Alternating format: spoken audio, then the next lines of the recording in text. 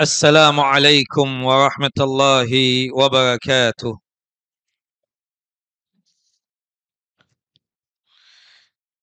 Innal hamdalillah nahmaduhu wa nasta'inu wa nastaghfiruh wa na'udzu billahi min syururi anfusina wa min sayyiati a'malina. May yahdihillahu fala mudilla lahu wa may yudlil fala hadiya lahu. Asyhadu an la ilaha illallah wahdahu la syarika lahu wa asyhadu anna Muhammadan abduhu wa rasuluh. ولقد قال الله تعالى في القرآن العظيم يا أيها الذين آمنوا اتقوا الله حق تقاته ولا تموتن إلا وأنتم مسلمون وبعد وبسخل صدري ويسر لي أمري واحلل عقدة من لساني يفقه قولي اللهم انفعنا بما علمتنا وعلمنا ما ينفعنا وزدنا علما اللهم إنا نعوذ بك من زوال نعمتك وفجأة نقمتك وتحول عافيتك وجميع سخطك اللهم إنا نسألك سلامة في الدين وعافية في الجسد وزيادة في العلم وبركة في الرزق وتوبة قبل الموت ورحمة عند الموت ومغفرة بعد الموت اللهم هون علينا سكرات الموت اللهم هون علينا سكرات الموت اللهم هون علينا سكرات الموت والنجاة من النار والعفو عند الحساب. إخواني وأخواتي في الدين أعزني وأعزكم الله. Bapak dan Ibu yang dimuliakan oleh Allahu Jalla wa'ala, Majlis Taklim Masjid Darussalam yang dalam lindungan dan penjagaan Allahu Jalla wa'ala. Melanjutkan kajian kita, pembacaan kitab Sahih Fadail A'mal karya Syekh Mustafa Mahdi hafizahullah. Semoga Allahu Jalla wa'ala selalu menjaga dan melindungi beliau. Kita masuk kepada pembahasan tentang masalah salat jenazah. Dan salat jenazah ini pahalanya besar. Hukum salat jenazah itu sendiri adalah fardu kifayah. Tadinya asal mula dari setiap individu kita wajib untuk menyolatkan jenazah ketika sudah dimandikan dan dikafankan. Tapi ketika ada sekelompok dari kalangan kaum muslimin yang sudah menyolatkan jenazah tersebut, maka gugur kewajiban tadi. Itulah yang disebut dengan istilah fardu kifayah. Kita tidak berbicara tentang masalah al-ahkam al-fiqhiyahnya. Kita tidak berbicara tentang hukum fikihnya. Yang kita bicarakan adalah masalah keutamaan dari salat jenazah tersebut. Dan itu bermanfaat buat kita yang salat jenazah dan bermanfaat juga buat si mayit.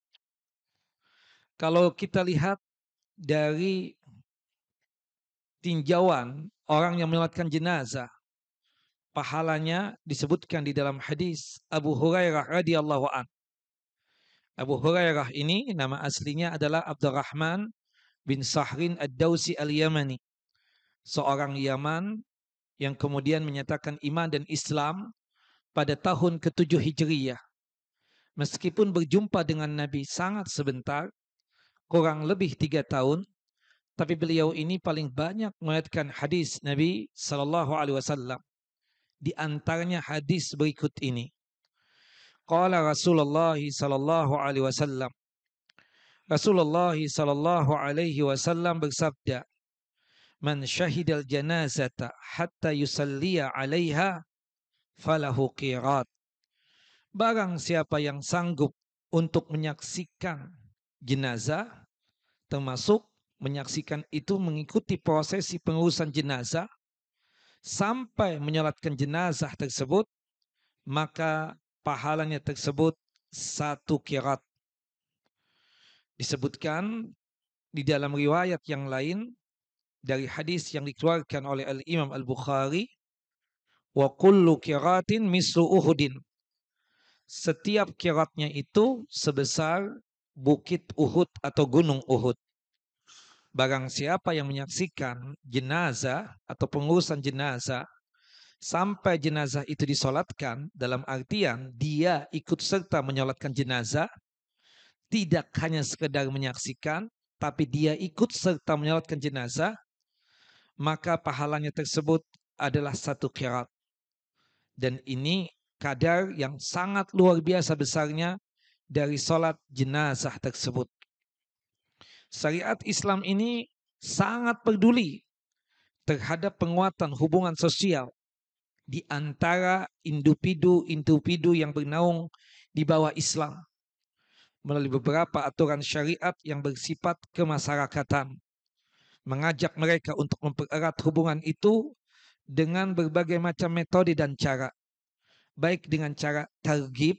Targhib itu memberikan motivasi, memberikan semangat untuk mendapatkan kebaikan, atau metode tarhib. Tarhib itu memberikan peringatan, rasa takut terhadap sesuatunya yang mengakibatkan kejelekan dan keburukan yang dia dapatkan. Di antara masalah yang diatur oleh Islam ini adalah mengenai pengurusan jenazah. Dari memandikan, mengkafankan, menyolatkan, hingga menguburkannya.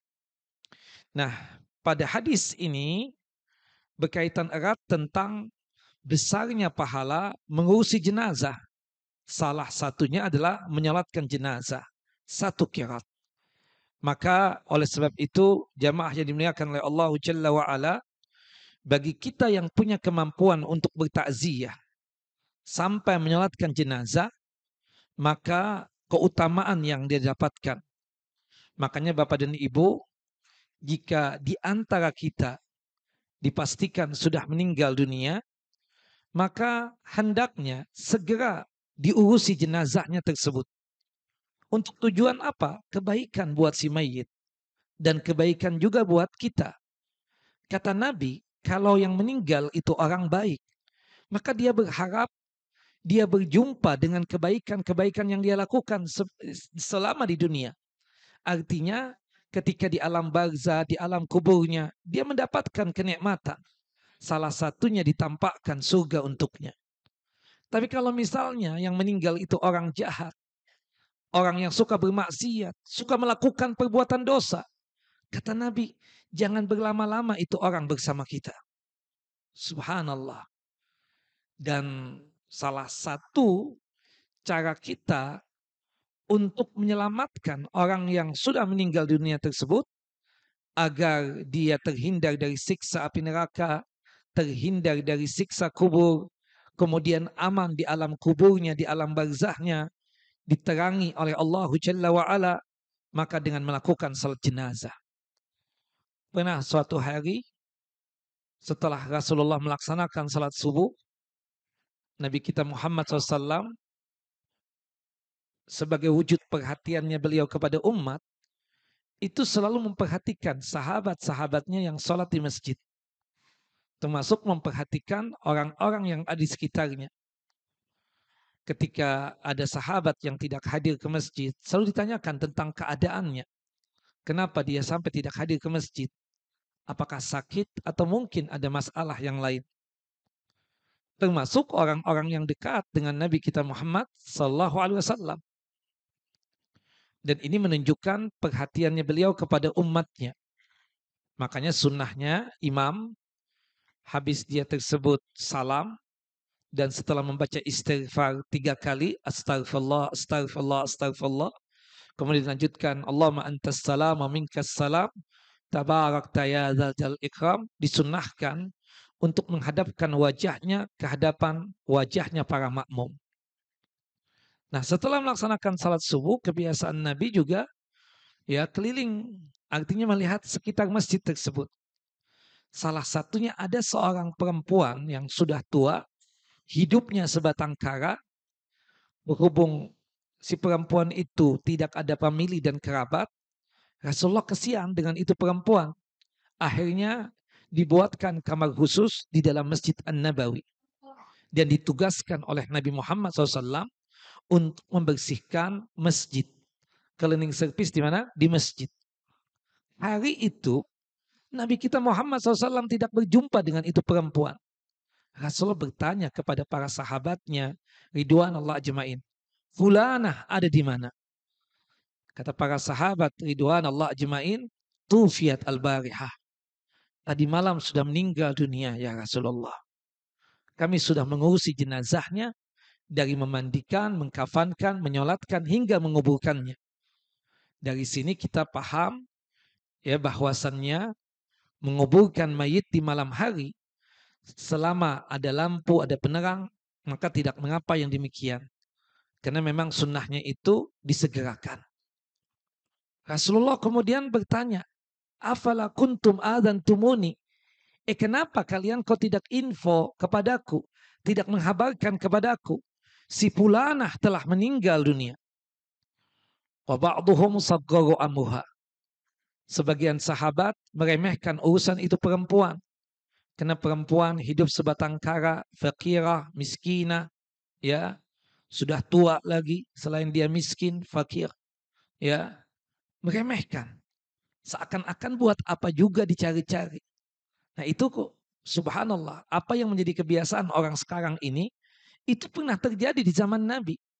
Ketika yang meninggal dunia tersebut orang yang susah, orang yang fakir, orang yang miskin, orang yang sangat tidak dikenal. Kita mensikapinya biasa-biasa saja. Apalagi kalau misalnya diajak untuk takziah, itu pun juga sepertinya lebih banyak tidak mau untuk bertakziahnya. Ya, kenapa? Karena memang seakan-akan tidak bermanfaat buat dia. Padahal mengurusi jenazah seorang muslim itu kan kewajiban. Termasuk menyolatkan jenazah dan pahalanya besar. Tidak peduli apakah yang meninggal dunia tersebut orang kaya ataukah orang miskin, orang yang terhormat kehidupannya di dunia ini ataukah tidak, tokoh masyarakat, pejabat ataukah bukan. Kita berusaha untuk menyolatkan jenazahnya atau secara umum mengurusi jenazahnya. Kadang di antara kita ini, kalau itu tokoh masyarakat, orang yang hebat, dianggap dia tersebut ya sebagai orang yang mulia, kita itu bersegera untuk datang ke rumahnya, bertakziah, sekedar menampakkan wajah di familinya dan di kerabatnya. Nabi Muhammad SAW marah. Kata Nabi SAW, kenapa kalian suka membeda-bedakan antara si fulan dengan si allan, antara si fulana dengan ini dan seterusnya. Ya, antara orang kaya dengan orang yang miskin, antara orang yang terkenal dengan orang yang tidak terkenal. Kata Nabi, itu kewajiban kita. Kemudian ada sahabat yang lain mengatakan, bukan begitu ya Rasulullah. Tidak itu maksudnya. Tadi malam meninggalnya ya Rasulullah. Kami ini khawatir jika info kepada antum, jika menghabarkan kepada antum, takut menyibukkan antum, takut menyusahkan antum ya Rasulullah. Faqala Rasulullah, kalau begitu tunjukkan aku di mana kuburan itu perempuan. Kemudian diantarkanlah Nabi Muhammad SAW ke pemakaman Baqi, pemakaman yang ada di kota suci Madinah. Ditunjukkan ini kuburannya ya Rasulullah. Kemudian Rasulullah menyolatkan jenazah dengan 4 kali takbir. Takbir yang pertama membaca surah Al-Fatihah. Takbir yang kedua bersalawat kepada Nabi SAW. Takbir yang ketiga berdoa dengan terus ikhlas. Dipanjangkan Bapak Ibu. Kemudian takbir yang keempat boleh doa boleh tidak. Kalau toh kita ingin berdoa, kita baca doanya seperti ini. Allahumma la tahrimna ajrahu wa la tubtinna ba'dahu. Allahumma ighfir lana walahu. Kemudian salam. Salamnya boleh 2 kali, boleh juga 1 kali. Salam yang 2 kali itu hadis dari sahabat yang mulia Abdullah ibnu Mas'udin radhiyallahu an. Adapun salam yang 1 kali itu hadis dari Abu Hurairah radhiyallahu an. Subhanallah, Ustaz, Rasulullah salat jenazah di kuburan. Emang boleh? Bukankah Ustaz mengatakan tidak boleh salat di kuburan? Kita katakan benar. Tidak boleh salat di kuburan, salat yang ada ruku dan sujudnya. Dan semua salat ada ruku dan sujudnya. Kecuali salat jenazah. Salat jenazah itu cuma 4 kali takbir. Takbir yang pertama baca apa? Al-Fatihah. Takbir yang kedua membaca salawat Nabi. Takbir yang ketiga doa. Allahumma gfir lahu warhamhu wa'afi wa'afu anhu wa'aqim nuzulahu dan seterusnya. Takbir yang keempat, Allahumma la tahrimna ajrahu wa la tubtinna ba'dahu. Allahumma gfir lana wa lahu. Kemudian salam. Nah, subhanallah, setelah menyelamatkan jenazah itu perempuan, apa komentarnya Nabi SAW? Apa sabda Nabi SAW? Qala Rasulullah sallallahu alaihi wasallam. Rasulullah sallallahu alaihi wasallam bersabda, "Inna hadhil qubura mamlu'atun zulmatan ala ahliha."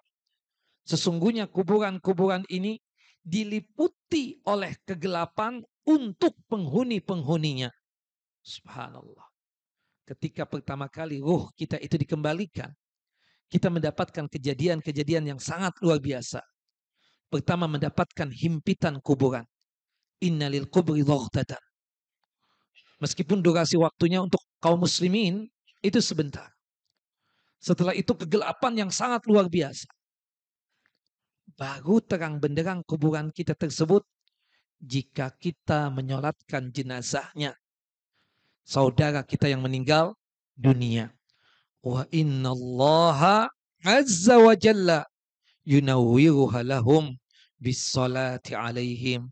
Sesungguhnya Allah Jalla wa Ala meneranginya, ya, menerangi kuburannya dengan salat jenazah yang aku kerjakan untuk mereka. Subhanallah. Artinya manfaat daripada salat jenazah itu apa? Menerangi kuburan saudara kita. Makanya antum kalau memang betul-betul bersahabat dengan teman antum sekarang ini, betul-betul soulmate, betul-betul sehati, betul-betul bestie, teman yang terbaik. Tidak hanya sekedar teman yang sekedar untuk makan-makan doang, sekedar untuk kongko-kongko doang. Tapi pastikan jamaah yang dimuliakan oleh Allah Jalla wa'ala, kalau antum memang berteman baik dengan dia, ketika dia meninggal dunia, takziah, salatkan jenazahnya. Jika hari itu antum tidak sempat datang, mungkin karena keluar kota, keluar negeri, atau mungkin lagi safar haji, atau lagi safar umrah, maka pastikan salatkan jenazahnya. Makanya penting kenal dengan orang yang baik, bersahabat dengan teman-teman yang baik. Kadang sebagian orang itu tidak paham, salat jenazah itu bagaimana sih? Dia muslim, bukan tidak muslim. Tapi karena jarangnya dia mengerjakan salat jenazah, dia tidak mengerti. Terutama berkaitan dengan takbir yang ketiga. Apa yang harus diucapkan? Apa yang harus dibaca? Subhanallah, Nabi Muhammad SAW tadi. Subhanallah, seorang perempuan yang tua. Tapi Rasulullah SAW menunjukkan bahwasannya beliau tersebut perhatian dengan sahabat-sahabatnya. Beliau berharap seluruh umatnya tersebut tidak ada azab dan siksa buatnya di kuburan kelak. Makanya Rasulullah SAW bersusah payah untuk datang ke kuburan itu perempuan. Untuk datang ke kuburan sahabatnya tadi tersebut. Untuk menyolatkan jenazah. Dalam riwayat yang lain disebutkan ada seorang laki-laki yang meninggal dunia. Dan Rasulullah SAW juga datang ke kuburannya. Nah, artinya apa? Jamaah yang dimuliakan oleh Allah Jalla wa Ala. Ini manfaat yang sangat luar biasa bagi kita yang menyolatkan jenazah untuk si mayit. Bermanfaat buat kita yang hidup yang menyolatkan jenazah, pahalanya besar, 1 qirat. Dan bermanfaat juga buat si mayit. Itu yang membuat Allah Jalla wa'ala mengampuni dosa-dosa si mayit. Itu yang membuat Allah Jalla wa'ala menerangi kuburan si mayit. Itu yang membuat Allah Jalla wa'ala melapangkan kuburannya si mayit. Itu yang membuat Allah Jalla wa'ala menjauhkan si mayit tersebut dari siksa kubur dan siksa api neraka. Itu yang membuat si mayit tersebut masuk ke dalam jannah dan surganya Allah Jalla wa'ala. Apalagi yang menyolatkan jenazahnya itu banyak. Allahu Akbar. Masjid kita Masya Allah besar. Nah, jamaah salat subuh kita 5 shaf sampai 6 shaf. Bahkan pernah sampai 7 shaf. Subhanallah. 1 shafnya ini mungkin, ya hitungan kita 150 orang. Berarti berapa orang sudah menyolatkan? Allahu Akbar. Atau anggap 100 lah. Anggap 100. Kata Nabi SAW di dalam hadis Ibunda Aisyah radhiyallahu anha, Semoga Allah Jalla wa ala meridai beliau. Anin Nabi sallallahu alaihi wasallam qala. Dari Nabi sallallahu alaihi wasallam beliau bersabda, "Ma min mayyitin yusalli alaihi ummatun minal muslimina yablughuna mi'atan kulluhum yashfa'una lahu illa syuffi'u fihi." Tidaklah seorang mayit disolatkan jenazahnya oleh sekelompok kaum muslimin yang jumlahnya yang menyolatkan 100 orang, lalu semuanya memberikan syafaat untuknya, maksudnya mendoakan si mayit. Allahumma ighfir lahu warhamhu wa'afi wa'fu anhu wa akrim nuzulahu wa wassi mudkhalahu.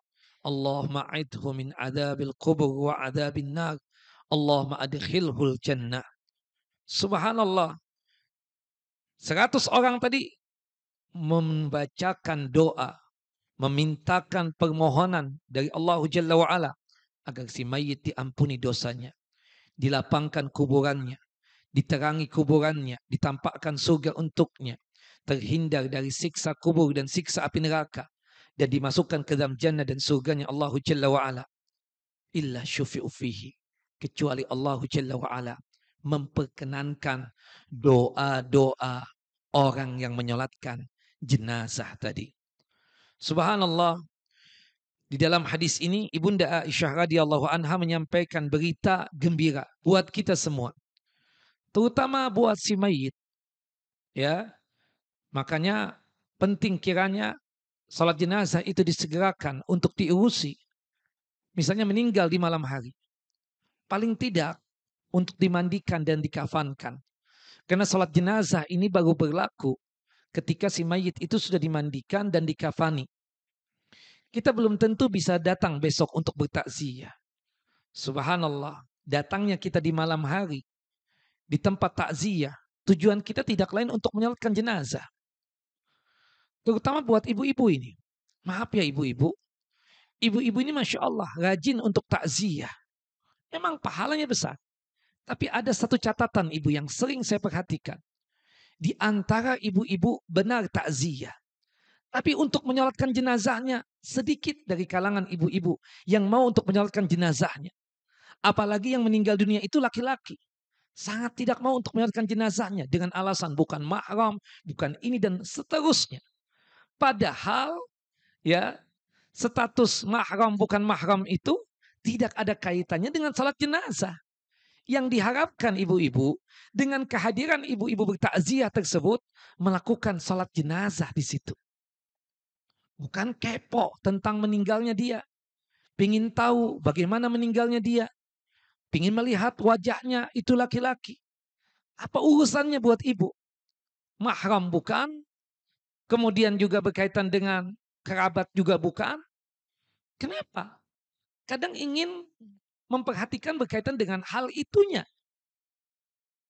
Bukan masalah salat jenazahnya.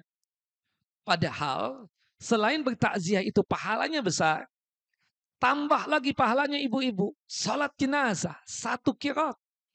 Makanya pihak kerabat mayit berusaha keras untuk mensegerakan pengurusan jenazah.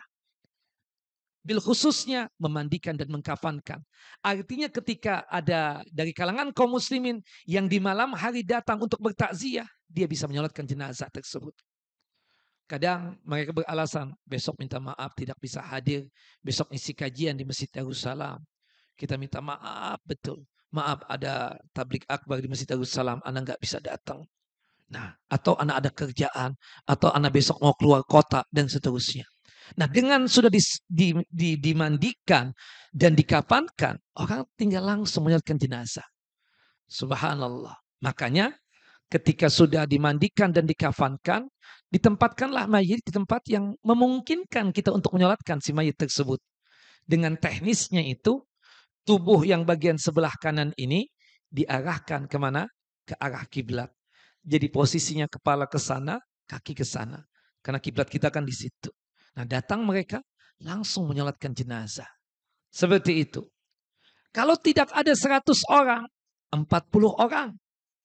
Disebutkan di dalam hadis Abdullah ibnu Abbas radhiyallahu anhuma, semoga Allah Jalla wa ala meridai beliau, qala Rasulullah sallallahu alaihi wasallam, Rasulullah sallallahu alaihi wasallam bersabda, "Ma min rajulin muslimin yamutu fayaqumu ala janazatihi arba'una rajulan la yusyrikuna billahi syai'an illa syaffahumullahu fihi." Tidaklah seseorang muslim meninggal dunia lalu jenazahnya disalatkan oleh 40 orang, yang dimana 40 orang tersebut tidak pernah melakukan dosa syirik, baik itu syirik besar ataupun syirik kecil. Dia tidak pernah menyekutukan Allah dengan sesuatu apapun, melainkan Allah Jalla wa'ala akan menerima doa-doa mereka untuk si jenazah tadi. Subhanallah. Syarat utamanya tidak menyekutukan Allah Jalla wa'ala. Bapak Ibu, saya yakin seyakin-yakinnya, untuk Bapak Ibu, untuk syirik tidak dilakukan oleh Bapak dan Ibu lagi. Dulu memang pernah melakukan itu, tapi sekarang sudah mengaji di Masjid Darussalam, ditinggalkan dosa syirik tersebut. Subhanallah. Ya, tidak pernah lagi datang ke dukun, peramal, paranormal. Tidak pernah lagi tamasya religi, yaitu datang ke kuburan-kuburan yang dianggap wali untuk bertawasul, berdoa dengan al-kubur. Tidak pernah lagi. Dulu itu Ustaz, 20 tahun yang lalu pernah melakukan itu. Tapi ketika sudah kajian di Masjid Darussalam, ana tinggalkan semua berkaitan dengan dosa syirik besar tersebut. Subhanallah. Ana tidak pernah lagi mengumpulkan benda-benda yang diyakini ada keramatnya. Ustadz, memang ana dulu pernah pengabdi keris, tapi ana paham bahwasanya keris itu tidak bermanfaat sama sekali. Tidak pernah mendatangkan manfaat dan tidak pernah mencegah mara bahaya. Kerisnya sekarang ada Ustadz. Ana cuma sekedar pajangan dan hiasan di rumah ana saja. Tidak ada keyakinan sebagaimana 30 tahun yang lalu atau 20 tahun yang lalu. Tidak pernah berbuat syirik sama sekali sudah. Ditinggalkan. Untuk syirik, Bapak Ibu Masya Allah. Ya, istri yang sekarang Bapak bukan hasil guna-gunakan. Demi Allah tidak Ustaz. Subhanallah, ana melamar itu perempuan dengan keikhlasan hati dan menampakkan ana sebagai seorang laki-laki yang punya amanah secara dunia dan akhirat. Itu saja Ustaz. Tidak dari hasil guna-guna. Berarti Bapak muwahhid, orang yang mentauhidkan Allah Jalla wa'ala. Syiriknya sudah ditinggalkan.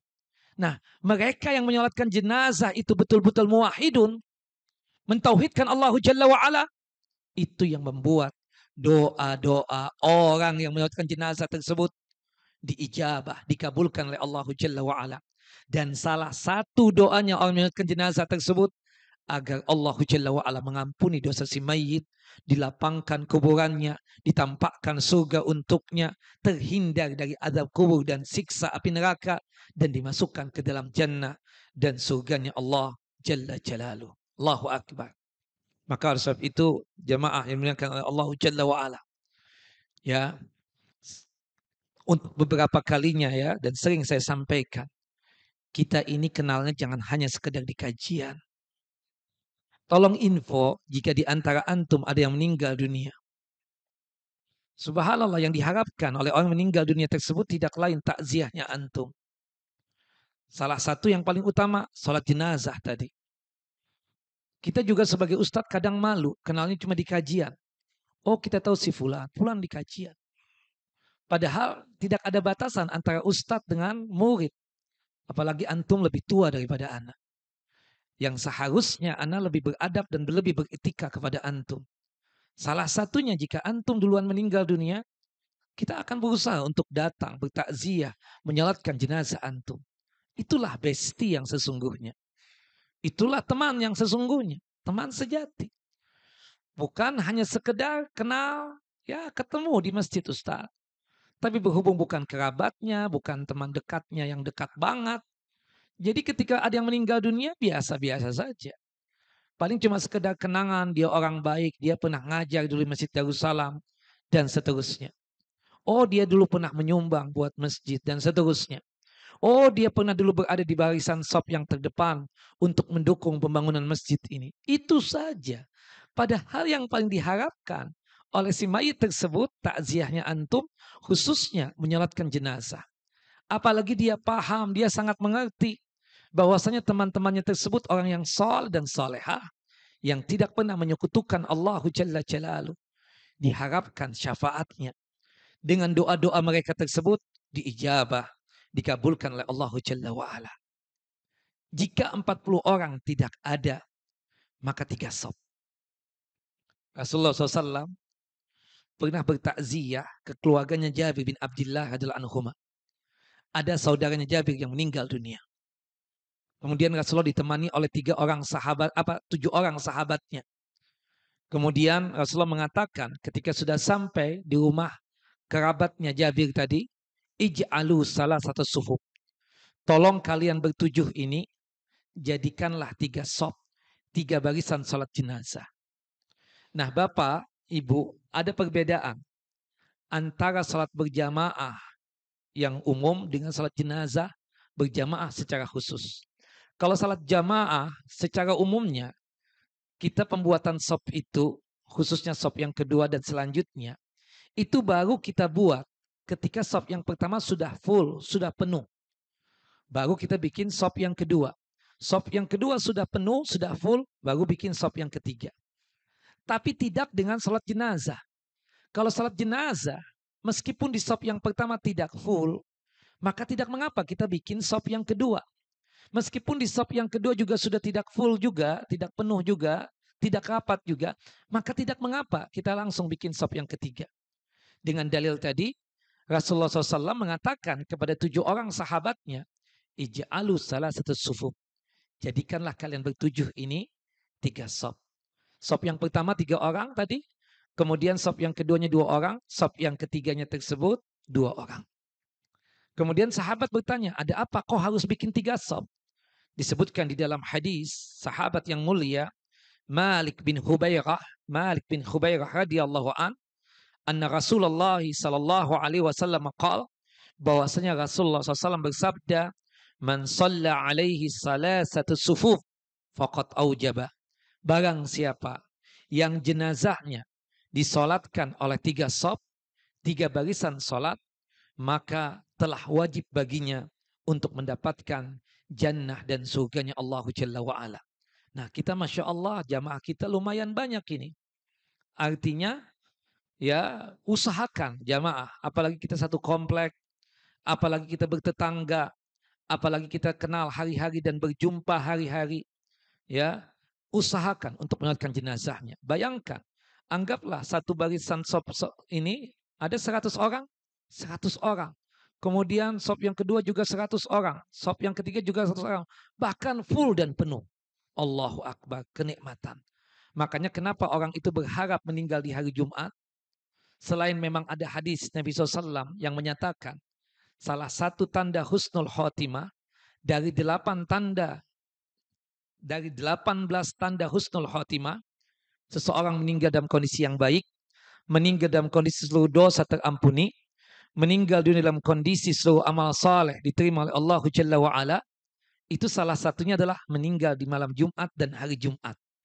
Kata Nabi di dalam hadis yang derajatnya sahih, qala Rasulullah sallallahu alaihi wasallam, Rasulullah sallallahu alaihi wasallam bersabda, man mata fi yaumil jum'ah aw lailatil jum'ah waqahu Allah min fitnatil kubur. Barang siapa yang meninggal pada malam Jumat atau hari Jumat, maka Allah Jalla wa'ala menjauhkannya dan menghindarkannya dari fitnah kubur. Artinya tidak ditanya oleh malaikat mungkar dan nangkir. Ya, dan orang kalau tidak ditanya, subhanallah, itu adalah kabar gembira. Sebagaimana para anbiya, para nabi tidak ditanya tentang 3 pertanyaan tersebut. Ma rabbuka wa ma dinuka wa man nabiyuka. Seperti anak-anak kecil yang meninggal dunia sebelum balik. Juga apa? Tidak ditanya. Nah itu menunjukkan apa? Keselamatan. Makanya berharap meninggal di hari Jumat.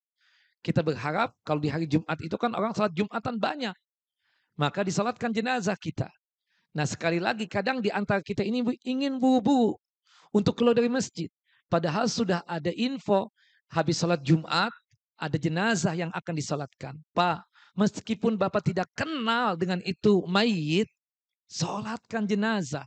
Itu saudara antum sesama mukmin, sesama beriman kepada Allah Jalla wa'ala.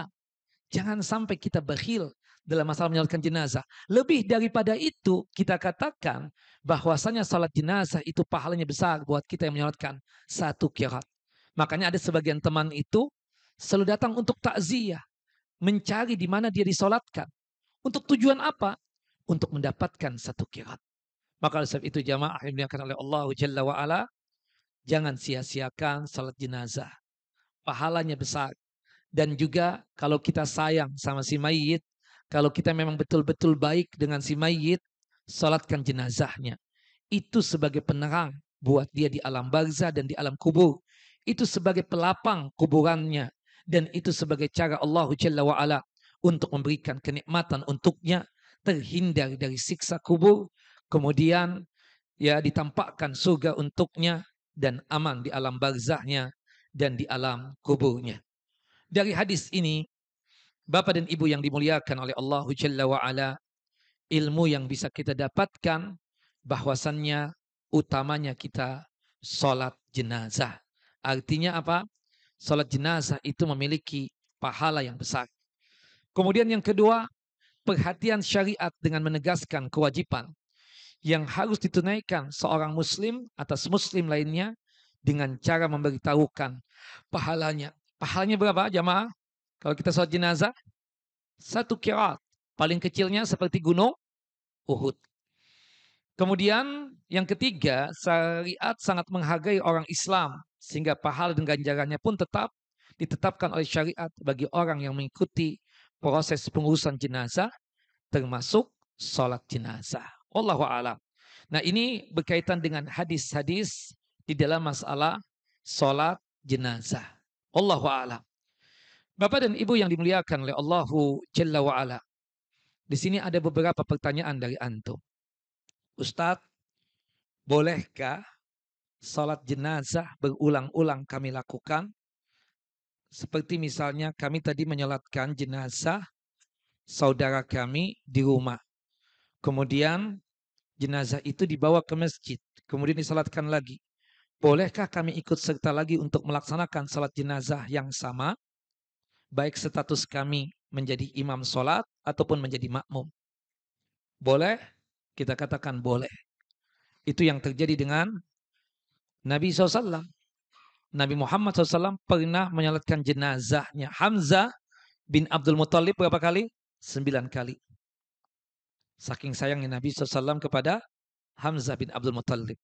Artinya kadang di antara kita, anak udah nyolatkan, antum aja. Enggak. Temani anak untuk nyolatkan jenazah. Bolehkah begitu? Boleh. Karena memang afdolnya utamanya sholat jenazah itu apa? Berjamaah. Jangan sendirian. Berjamaah. Seperti itu.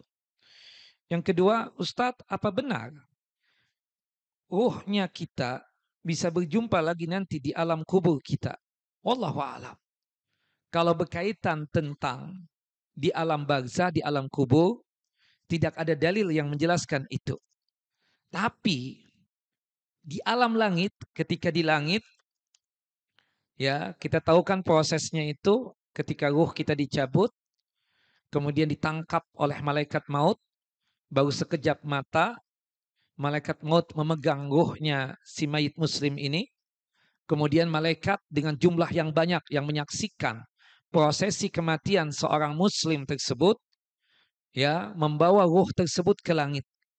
Nah, di langit itulah mereka berjumpa dengan ruh-ruh orang mukmin yang lebih duluan meninggal dunia. Dan itu ada hadisnya. Derajatnya sahih dari hadis Abu Hurairah radhiyallahu an. Sebagaimana disebutkan di sini, hatta ya'tu bihi arwahal mu'minina fa innahum ashaddu farahan bihi min ahlil ghaib bi ghaibihim. Kemudian para malaikat yang digambarkan wajahnya putih bersih membawa ruh orang mukmin tersebut untuk diperjumpakan dengan ruh-ruh orang mukmin yang lainnya. Ruh-ruh orang mukmin yang lebih duluan meninggal dunia merasa senang, bahkan lebih senang, bahagia yang luar biasa daripada orang yang bertemu dengan seseorang yang telah lama tidak ia jumpai.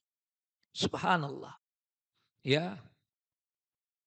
Saya mengisi kajian di Masjid Darussalam ini ada kali sekitar 7 tahunan atau 5 tahun ya, 6 tahun. Udah lama. Dan saya dengar si Fulan sudah meninggal dunia. Pak, itu yang di pojokan yang biasa bersandar itu mana? Udah qaid Ustaz, udah meninggal. Itu yang biasa ngobrol waktu kajian mana ya? Oh, yang di samping kanan. Ah, udah meninggal Ustaz, udah meninggal. Allahu Akbar. Nah, itu berjumpa nanti ketika kita meninggal juga. Subhanallah. Ditanya, si Fulan gimana kabarnya? Pertanyaannya percis seperti pertanyaan kita yang baru, yang sudah lama tidak berjumpa dengan bestie kita di kawinan biasanya. Masih hidup ente? Iya, alhamdulillah anak masih hidup. Ente gimana? Udah tua, udah ubanan begini. Allah. Dengan nostalgianya kan seperti itu. Dia pun bertanya, gimana tuh si Fulan? Masih ikut kajian? Masih. Masih ngobrol nggak ketika kajian? Masih, kata dia seperti itu. Subhanallah.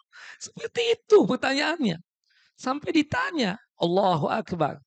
Naam. Gimana si Fulan? Loh, bukannya sudah duluan meninggal dunia? Subhanallah. Kata sebagian yang lain, oh, dia tersebut qala dhuhiba bihi ila ummihil hawiyah. Ana dengar dia dilempar ke dalam siksa api neraka. Allahu Akbar. Kemudian sebagian lagi mengatakan, da'uhu. Udah, jangan ditanya-tanya dia tersebut. Fa innahu kana fi ghamid dunya. Ya. Dia barukan istirahat, meninggalkan kegalauan, keletihan dunia ini. Nah, perjumpaan itu ada di mana? Di langit. Adapun di alam kubur, wallahu a'lam. Karena tidak ada dalil, tidak ada hujjah baik dari ayat dan hadis, ya kita bersikap apa? Tawakuf. Kita nggak berani berkomentar, kita nggak berani berpendapat. Karena ini masalah yang gaib. Ini masalah apa? Masalah yang gaib. Seperti itu. Wallahu a'lam bishawab. Tapi di langit kita katakan berjumpa ruhnya mukmin dengan ruhnya orang-orang mukmin yang lainnya. Nah, hadis sahih dikeluarkan oleh Al-Imam Ibnu Hibban dan juga dikeluarkan oleh Al-Imam Ibnu Majah di dalam kitab Sunan beliau. Kemudian juga disahihkan oleh Syekh Nasir Albani di dalam kitab Sahih At-Targhib wa Tarhib pada nomor hadis 3559. Nah, Ustadz, pertanyaan di luar tema. Berkaitan dengan hadis Nabi SAW, ya, di antara azan dan iqamah, doa kita tersebut diijabah, dikabulkan oleh Allah Jalla wa'ala. Yang mana yang paling utama? Apakah berdoa ataukah membaca Al-Quranul Karim di antara azan dan iqamah? Dua-duanya amalan yang baik. Membaca Al-Quran itu fadilahnya luar biasa. Ya, keutamanya luar biasa. Satu hurufnya 10 kebaikan. Tapi ketika di antara azan dan iqamah, yang paling utama yang kita lakukan adalah berdoa. Bukan membaca Al-Quran. Kenapa? Karena membaca Al-Quran kapan waktu bisa. Setelah salat wajib, setelah berzikir salat wajib, bisa kita lakukan. Setelah melaksanakan salat sunnah ba'diyah, kita bisa lakukan. Yang dilakukan antara adzan dan iqamah, yang pertama salat sunnah qobliyah. Setelah itu membaca doa. Karena doa kita antara adzan dan iqamah tersebut adalah mustajab. Kata Nabi SAW, la yaruddu ad-du'a bainal adzan wal iqamah. Tidaklah ditolak doanya seorang hamba yang dia mohonkan kepada Allah Jalla wa'ala antara adzan dan iqamah. Nah, dan sekaligus juga kita katakan berkaitan dengan masalah doa tersebut, itu yang diutamakan dengan jeda waktu antara adzan dan iqamah. Misalnya 10 menit setelah kita mengerjakan qobliyah, langsung kita apa? Berdoa. Bukan membaca Al-Quranul Karim. Apalagi membaca Al-Qurannya antara adzan dan iqamah, kencang betul. Itu mengganggu orang yang sholat. Ya kan? Seperti itu. Mengganggu orang yang sedang berdoa. Maka alangkah baiknya pembacaan Al-Quran utama. Tapi bisa dilakukan setelah selesai melaksanakan ibadah sholat. Atau kapan waktu bisa. Makanya ulama sepakat. Setelah kita mengerjakan sholat sunnah qobliyah, maka kita tersebut mengerjakan apa? Doa. Berdoa. Karena doa antara adzan dan iqamah diijabah dan dikabulkan oleh Allahu Jalla Jalaluh. Pertanyaan yang keempat. Ustadz, apakah benar ketika kita masuk ke pemakaman, sandal kita atau sepatu kita kita lepas. Benar. Sunnah ya. Kita ketika masuk ke area pemakaman, terutama ketika melewati ya sela-sela di antara dua kuburan, kita melepaskan sepatu atau sandal dengan catatan tanahnya itu aman untuk kita injak. Tapi jika sekiranya di tanah tersebut, di antara sela-sela di antara dua kuburan tersebut, ada paku, ada duri, atau ada sesuatu yang membahayakan, mungkin maaf ya, tanahnya tersebut basah yang sifatnya kayak lumpur, yang dia khawatir kalau sekiranya dia injakan kakinya tersebut, akan terjadi sesuatu yang tidak diinginkan telapak kakinya, maka gugur hukum tadi. Boleh dia pakai sandal. Tapi kalau tanah sela-sela di antara dua kuburan tadi aman, maka afdolnya, sunnahnya apa? Pakai sandal atau pakai apa? Lepas sandal atau lepas sepatu. Itu sebagai ihtiram, penghormatan kita kepada apa? Kepada saudara kita yang sudah meninggal dunia. Dan bapak-bapak yang saya ingatkan juga, haram kita tersebut apa? Menginjak kuburan. Pastikan ketika kita membopong mayit tersebut, kedua kaki kita ini jangan sampai menginjak kuburan. Kata Nabi kita Muhammad sallallahu alaihi wasallam di dalam satu hadis yang sahih, lebih bagus ya kulit kita dan pakaian kita terbakar daripada kita tersebut duduk di atas kuburan atau menginjak kuburan. Nah, ini sekali lagi sunnah kita lepas sandal ketika masuk area pemakaman kuburan, terutama sela-sela di antara dua kuburan, jika tanahnya aman. Di situ tidak ada duri, di situ tidak ada kerikil-kerikil tajam, di situ tidak ada sesuatu yang mengganggu, maka sunnahnya afdalnya apa? Lepas sandal. Kemudian berkaitan dengan sunnahnya ketika masuk area kuburan, ini sebagai tambahan saja, itu adalah mengucapkan salam kepada ahli kubur. Assalamualaikum ahlud diyar atau assalamualaikum ahlul kubur. Antum sabikun wa nahnu lalahikun. As'alallahu lana wa lakumul afiyah. Keselamatan buat kalian, wahai para penghuni kuburan ini. Sesungguhnya kalian tersebut telah mendahului kami. Dan pastinya kami ini akan menyusul kalian. Kami memohon, aku memohon ya kebaikan, keselamatan buat aku, buat kami, dan buat kalian. Subhanallah. Nah, Ustadz, bagaimana tata cara salat jenazah jika dilakukan di pemakaman? Kebetulan kita terlambat atau kebetulan kita tersebut tidak bisa ke tempat takziah. Caranya normal, kita kan tahu. Kalau ini kuburan, si mayit itu diletakkan di kuburan, itu kan diposisikan di sebelah kanan, yang disebut dengan lahat. Lahat itu setelah kita menggali tanah, anggaplah kita katakan seperut atau sepinggang, kemudian ada bagian kanannya itu yang kita agak perdalam. Itulah yang disebut dengan lahat. Dan pemakaman itu pastinya diarahkan ke arah mana? Kiblat. Makanya posisinya itu kalau misalnya kiblat di sana ya, kiblat di sana misalnya, kepalanya itu posisinya di sini, kakinya posisinya di sebelah sini. Nah, kita yang datang untuk menyolatkan jenazah bukan posisinya di sini, tapi posisinya di sini. Ini kuburan. Kalau itu jenazah laki-laki, itu sejajar dengan kepalanya menginjak sela-sela di antara dua kuburan, bukan menginjak kuburannya. Kalau jenazahnya itu perempuan, kita sejajar dengan perutnya. Jelas? Nah, jadi sebagaimana ada jenazah sebelum apa dikuburkan. Makanya pesan saya, kadang kan dikuburkan di mana? Oh, kuburkan di sini. Dia tinggal di mana? Di kota misalnya. Oke. Anda tidak bisa tuh untuk ke takziah ke sana.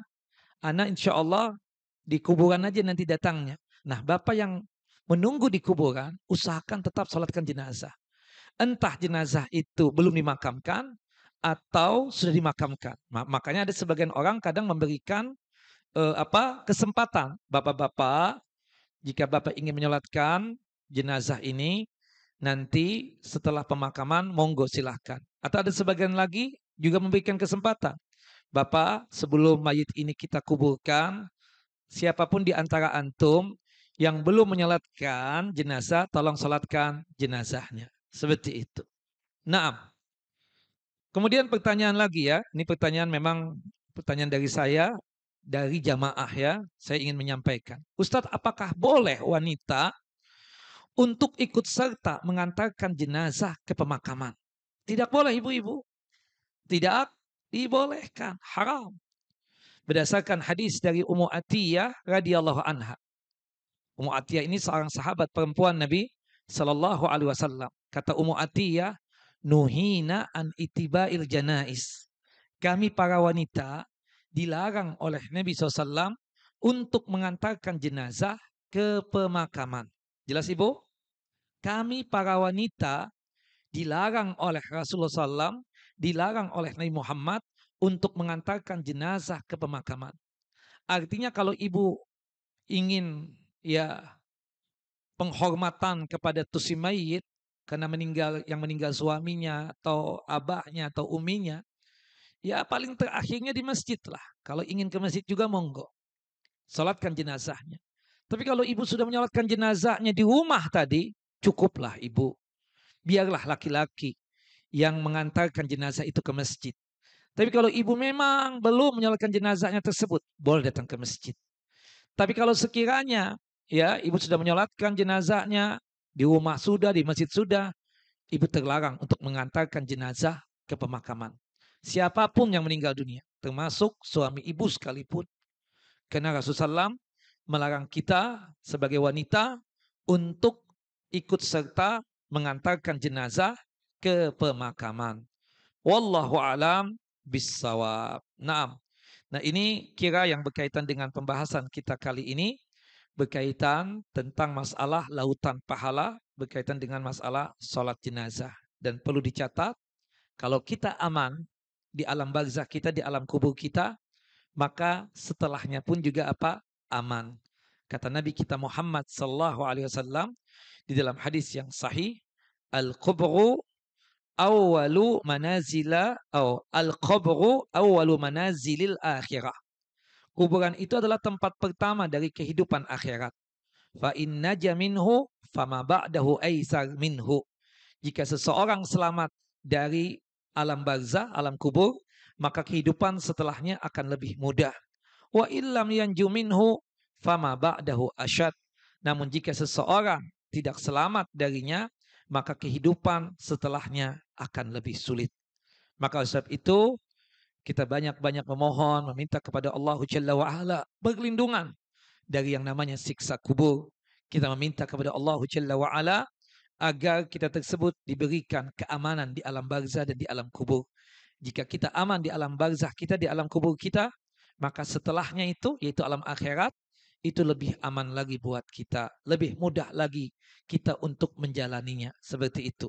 Makanya banyak-banyak berdoa kepada Allah Jalla wa'ala untuk meminta perlindungan dari Allah agar kita dilindungi dari siksa kubur. Allahumma inni a'udzubika min adzabi jahannam wa min adzabil qubur wa min fitnatil mahya wal mamat wa min syarri fitnatil masihid dajjal. Ya Allah, aku berlindung kepadamu dari siksa neraka jahanam, dan aku berlindung kepadamu dari siksa kubur, dan aku berlindung kepadamu dari fitnahnya kehidupan dan kematian, dan aku berlindung kepadamu dari jeleknya fitnahnya masih dajjal. Yang itu biasa kita baca di penghujung salat sebelum salam, baik itu salat wajib ataupun salat sunnah. Semoga Allah Jalla wa'ala selalu menjaga dan melindungi kita, dan semoga kita selalu sehat walafiat, dimudahkan dalam masalah rizki dan nikmat, dipanjangkan umur di dalam ketaatan kepada Allah Jalla Jalaluh, terhindar dari musibah dan malapetaka, dijauhkan dari kesusahan dan kesulitan, dan diwafatkan dalam kondisi husnul khotimah, meninggal dalam kondisi yang baik, meninggal dalam kondisi seluruh dosa terampuni, meninggal dalam kondisi amal saleh diterima oleh Allah Jalla wa'ala. Allahumma ighfir lana warhamna wa alhiqna bi rafiqil a'la. Wa sallallahu nabiyina Muhammad wa ala ali Muhammad kama sallaita ala Ibrahim wa ala ali Ibrahim innaka Hamidun Majid. Allahumma barik ala Muhammad wa ala ali Muhammad kama barakta ala Ibrahim wa ala ali Ibrahim innaka Hamidun Majid. Kita tutup kajian kita dengan masing-masing kita membaca doa kafaratul majlis. Subhanakallahumma wa bihamdika asyhadu an la ilaha illa anta astaghfiruka wa atubu ilaik. Wassalamualaikum warahmatullahi wabarakatuh.